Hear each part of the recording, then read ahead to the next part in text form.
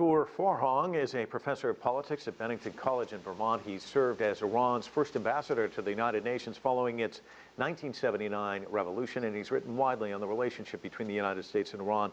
Let's touch on a couple of things that Nathan addressed in his reporting. First, Rouhani scaling back commitments of this nuclear deal agreed to with world powers in 2015.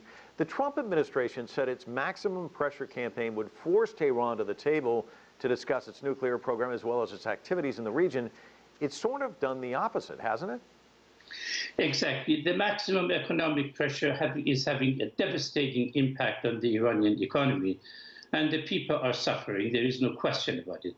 Exporting oil is a major source of income for Iran, and that has come very close to an end. So it's having that kind of negative impact economically, but it's doubtful that it's going to compel Iran to submit to President Trump's demand for face-to-face negotiation without precondition.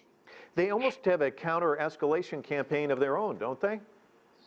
Well, both Iran and the United States are in a stage of neither peace nor war. They're in a kind of a purgatory state.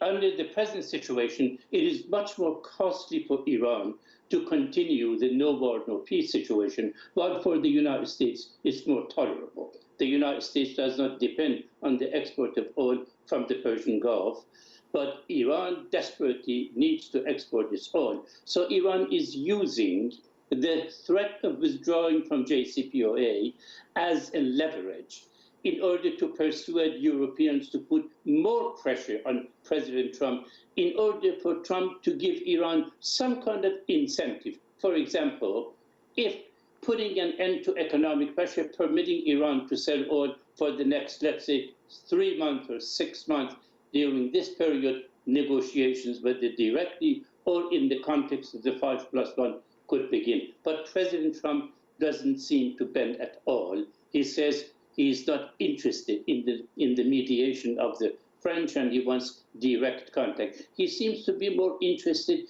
in a show, the kind of show that he had with the president of North Korea.